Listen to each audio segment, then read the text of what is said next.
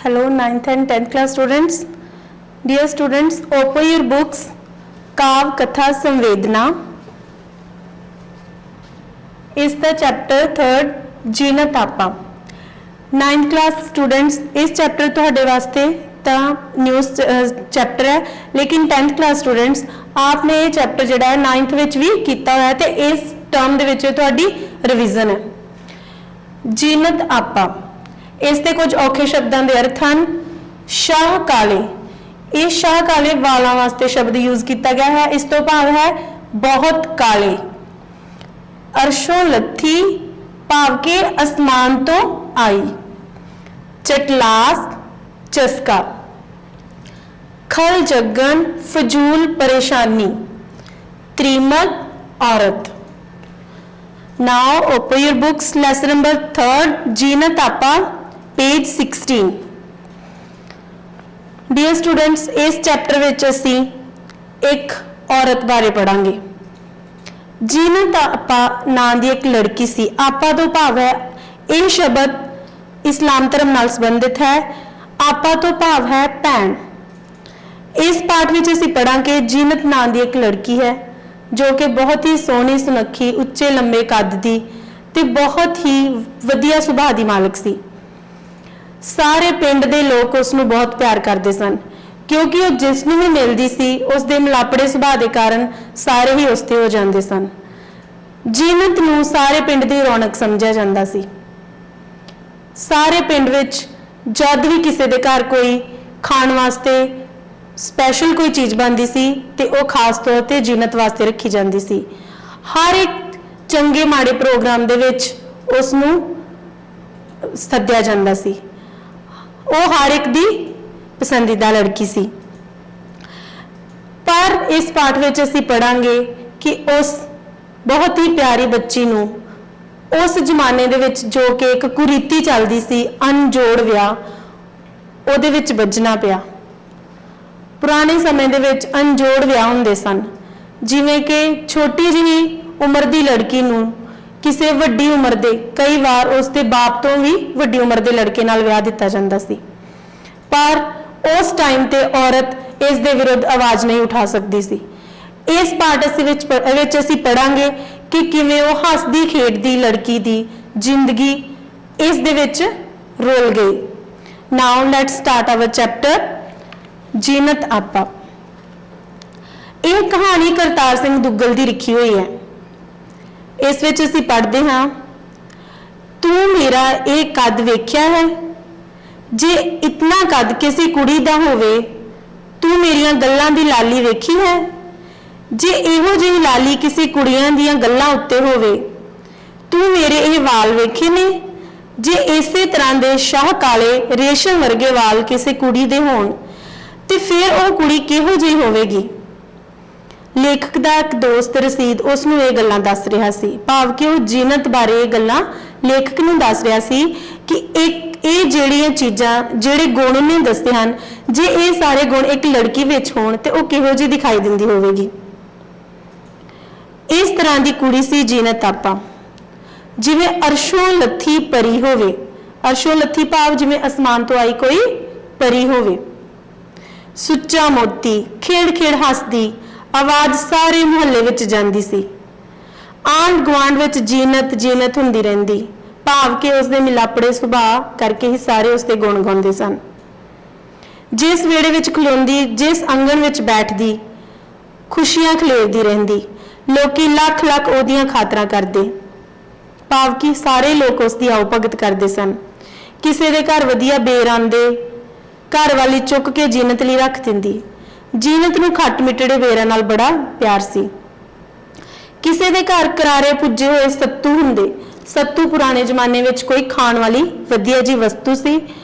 कहंदे किसी के घर कोई करारे जिहे पुजे सत्तू हुंदे, गंढ मार के जीनत लिए संभाल ले जांदे. जीनत नूं सत्तू बहुत पसंद सन. जीनत नूं बोहली बड़ी चंगी लगती सी. जिवें कि सानूं पता ही असीं सारे पिंडां विच रहण वाले हां. जदों साडे घरां दे विच मੱਝ जां गां कोई ताजी सुंदी है तो उसके ताजे दुध नूं सूण तो बाद ताजे दुध नूं की कहंदे हन? बोहली. जदों भी किसी के घर विच ताजी मੱਝ जां गाय सुंदी सी तो बोहली जिहड़ी आ वो जीनत वास्ते रखी जाती सी क्योंकि बौली उसनूं बहुत पसंद सी। नंबरदार प्यो की हवेली नूं जदों जीनत वड्डी हुई तो लोगों ने जीनत की हवेली नहीं कहना शुरू कर दिता क्योंकि जीनत के आपा एक नंबरदार सन ते जदों वो सियाणी हुई तो लोगों ने नंबरदार की जगह जीनत की हवेली कहना शुरू कर दिता। सारी सारी दोपहर नट्टियां घर विच बिठाई रखदी। नट्टियां तो भाव है लड़कियां, उसकी उम्र के उसके हाण दियां लड़कियां, उन्होंने घर विच बिठाई रखदी, आप गाने गाउंदी रहिंदी ते नाल उन्हां दे भी गीत सुनदी रहिंदी, गाउंदी ते नचदी। लोकी बनेरियां तो वेखदे, कंधां नाल कंन ला ला के उस दे गाणियां नूं सुनदे। भाव कि इन्हां दे विच इस पाठ विच जीनत दी सुरीली आवाज, उसकी शख्सियत की तारीफ की गई है। कितना अच्छा गाउंदी सी, कितना प्यारा नचदी सी, गल गल ते खेड़ खेड़ के हसन लग पैंदी। हस रही जीनत दीयां गल्लां जिवें लहू चोण लग पैंदा। भाव कि उसदे जदों हसदी ते उहदे चेहरा जिहड़ा सूहा लाल हो जांदा सी। हस रही दे वाल खिंड पुंज जांदे, भाव उसदे वाल विखर जांदे। कितनी प्यारी लगदी जिवें आप मारा कोई उड़ रिहा कोई पंछी होवे। ते फिर जीनत दा विआह कर दिता गया जिवें अरशां विच उड़ रहे किसी पंछी नूं धरती उत्ते पटका दिता होवे। जिवें कि जीनत नूं एक पंछी का नाम दिता गया है जो आसमान विच खुला उड़दा है। जब जीनत अपने कुआरपने विच सी तां ओह एक पंछी वांग उडारियां मारदी सी, अपनी जिंदगी अपने तरीके नाल जींदी सी। पर जदों उसका अनजोड़ विआह कर दिता गया तां इस प्रकार उसकी जिंदगी ते बीती जिवें आसमान तो किसी पंछी नूं पटका के धरती दे हेठां सुट दिता होवे। जीनत ने एक मूहों एक बोल भी ना कढ़िया, भाव कि वह बिल्कुल भी इस विआह के खिलाफ कुछ ना बोली। जो उसके पिता जी जो उसके घर के कर रहे सन चुपचाप सहन करती जा रही सी।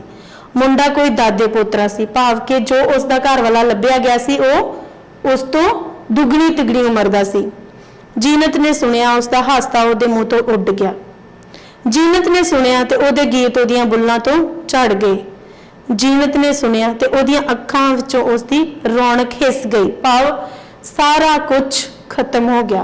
वो एक लाश की तरह बन गई ते मुंह सिर वलेट के अपने बाबल की हवेली विचों निकल गई, भाव कि उसका विआह कर दिता गया। अगे कवि कहता है कि जीनत वर्गी कोई भैन होवेगी जदों मैनू रात रात भर नट्टां दी रास वेखण दी चटकास पैंदी, जदों अद्धी अद्धी रात कवालां दीयां कवालियां सुणन दा मेरा जी करदा, जदों साडे गवांढ खाना बदोशां दे झुग्गियां आण पाईयां ते खाना बदोशां दीयां सित्थां ला के पट्टियां जमाण वालियां मस्तानियां होईयां खाना बदोशनां नूं वेखण लई मेरा दिल करदा तां मेरी भैन खिड़की विचों ओह शेरवानी सुट्टिया करदी सी ते शेरवानी दे विच 5 रुपए दा नोट रख दिया करदी सी। एक भैन दी फूही फूही करके बचाई पूंजी अपने जवान हो रहे वीर दी खुशली सी। इन्हां लाइनां विच लेखक दसदा है कि जीनत वर्गी भैन मेरिया सारिया रीझां पूरियां करदी सी। इहदे विच उहने दस्सिया कि जदों मैं रात नूं मेरा रासां वेखण नूं दिल करदा सी, तुहानूं पता कि पुराने समय दे विच रासां एक मनोरंजन दा मुख साधन सन। जदों उसदा भरा जिहड़ा जवान हो रहा सी ओहदा अपनी रीझां पुगाउण नूं जो दिल करदा सी तां जीनत अपने जो उसने पैसे जोड़े हुंदे सन उन्हां पैसिਆਂ नाल अपने भरा दी मदद करदी सी, उसदियां रीझां पूरियां करदी सी। अगे कवि लेखक कहता है कि जीनत वर्गी कोई धी भी होगी, उसका अब्बा उसके साक लिए इकरार करके आया तो उसने अपने पेवरे की रजा नूं सिर मत्थे ते मान लिया। पेवरे का मतलब अपने पिता। उसनूं पता सी कि उसका दादा पोतरे कद विच उस तो अद्धा है। उसनूं पता सी कि उसका होने वाला घर वाला उस तो उसका कद अद्धा है, भाव वो बदसूरत है। मिठा खा खा के उसके दंद खराब हो चुके सन, अखां भी चुनियां सन, भाव की दसन तो भाव है कि वह बिल्कुल उस तो उल्ट सी। 4 जमातां तक तो उस तो पास नहीं हुए सन। सारा दिन वेला फिरदा रहिंदा सी, अपने प्यो की जमीन नूं खाई जा रहा सी, दारू पी के गलियां विच फिरदा सी, सिगरटां पींदा सी, गोल चक्कर बनाए बहिंदा रहिंदा सी, बस यही उसका काम सी। जीनत ने शिकायत का एक बोल अपने मुंह ते नहीं लियांदा, कोई फरियाद नहीं की, भाव के जीनत ने अपने पिता अगे कोई शिकायत नहीं की कि तुसी मेरी मर्जी के खिलाफ मेरा विआह इस बुढ़े नाल कर रहे हो, जेड़ा कि बहुत ही गलत आदतों का शिकार होया इंसान सी। फिर जीनत के घर एक बच्चा पैदा होया, अगले साल एक होर, उस तो बाद एक और, भाव की जीनत के घर इस प्रकार 7 बच्चे पैदा हो गए। हुण उसकी जिंदगी इस तरह ही गुजर रही सी। वो अपने अब्बा कोल भी नहीं जाती सी। कदे कदे उहदा अब्बा जद उधर दा तां उसनूं मिलन चला जांदा। जीनत वर्गी कोई माँ होवेगी, भाव कि जीनत वर्गी कोई माँ होवेगी। जीनत बहुत ही सियाणी सी, भावें कि उसके 7 बच्चे सन, पर वो 7 के 7 ही सोहणे साफ सुथरे ते बिल्कुल ही जीनत वर्गे बहुत ही खूबसूरत बच्चे सन। पढ़न विच भी सब तो अगे ते खेडन विच भी। सब तो छोटी उसनूं बहुत प्यारी सी, जिवें खिडौना होवे। जीनत उन्हां दा बहुत ख्याल रखती सी। हाँ, उसके बच्चों नूं पूरा सलीका सी, गल करन दा, उठन बैठन दा। आंढ गुआंढ दे लोग भी वेख के उंगलियां मूँह विच पाउंदे सन। जद किसी बच्चे तो थोड़ा बहुत बुखार जां बीमार हो जाता तो उसनूं गोदी विच लैके उसकी पूरी देखभाल करती। हथ टड टड के दुआवां मंगदी, मन्नतां मंगदी, खैरातां दिंदी रहिंदी। बच्चों नूं पढ़ाउण लई जीनत आप पढ़दी रहिंदी।